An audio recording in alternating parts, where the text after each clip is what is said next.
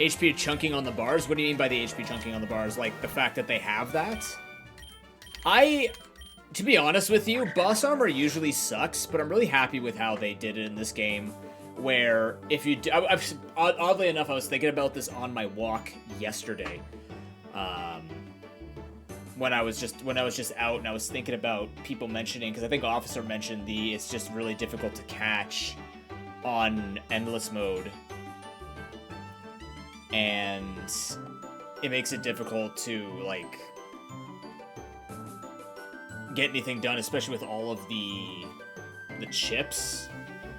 And once things start getting multiple HP bars, you can't just start one-shotting things. But I think it's done well, where it's not an arbitrary, always you have to do or break one bar per, because if you use something strong enough, you'll be able to break multiple health bars, so either through a crit or having quad super effective moves or whatever.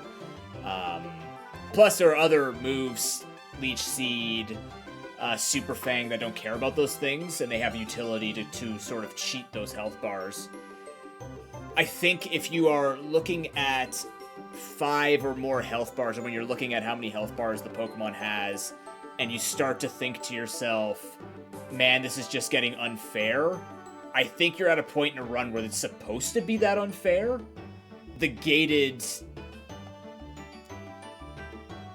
ability to just wipe through with a strong team makes sense, right? You can't complicate it more than Pokemon, especially if things do a flat percentage. If you have things that do a flat percentage or whatnot, like, you have to be able to break through those thresholds. So I don't mind it. I think it gives the opportunity for teams to either be incredibly hyper-aggressive and have spectacular coverage, or for stall teams to ever do it. Yeah, stuff like Super Fang and Endeavor won't work on the bosses. It'll take them down a health bar. But again, certain things like that would just be unfair because you could build around that. And just... Again, it's Pokemon. There's only so much you can do with it. So... I think it adds up appropriately. Because one thing that I think about all the time when I talk about boss armor in games, something that I critiqued Koromon about, with the final boss just being the boss, but it takes half damage, it's not fun, because it's quite literally just half damage. You could have just doubled its health and made it a normal fight. The fact that it's not so much the fact that you're making the final boss have an amount of resistance, it's you go out of your way to specifically show that the way that you're making the final boss difficult is to make it twice as long. That's Shimigami Tensei 3-level Diablo garbage, where just telling yourself, oh, this boss is gonna heal halfway through the fight back to full, but the chances of you ever doing enough damage to skip that phase are slim to nil. Why not just give 50% more health and make that happen? What makes that exciting? Or split it into multiple phases. Make it something that's not just number bigger. Number bigger doesn't always feel well done, especially in Pokemon, right? Pokemon is just number go up. So if you were to tell me they just keep gaining defense, which they do, but at least you know they're gaining defense. At least Pokemon has ways for you to try and figure out how to pivot your movesets, or just have options instead of just 6 offensive Pokemon. Or 6 defensive Pokemon. If they're gaining damage, you just can't out-heal it anymore.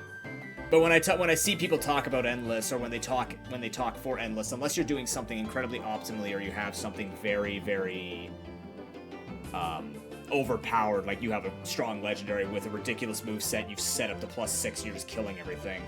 When people, I find with Endless modes in general, when you start feeling like you're complaining about the mechanics on how the Endless mode happens, maybe you've hit the peak of where you want to go in Endless mode, because the point is, it's to explore to see how far you can go, which means there has to be some form of resistance. Without the resistance, Endless mode is, well, an auto battler, it's a cookie clicker, which is fine, people find that fun, but you gotta add something in it, right? So, I don't know, I don't find the health bars to be particularly problematic. In Classic, they make sense, right? In Classic, they're fine. There are certain Pokemon that you can break multiple health bars with, and just sort of makes you deal with some things. The other thing, too, that makes them fair is they're not fully optimized movesets.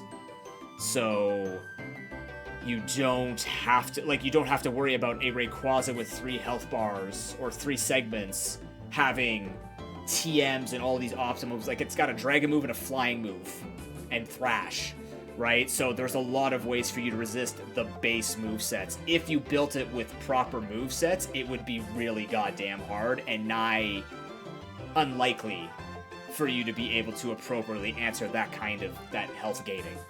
So, but if you're looking for some kind of boss armor, I think PokeRogue did it correctly, or is doing it correctly, allowing you to work around it while still having it there. So if you're just having an average run, yes, you will have to hit it hard enough to take down a segment one at a time. But if you're doing really well, multiple segments, or if you're here for the long run, your team's built around that you just take it bit by bit.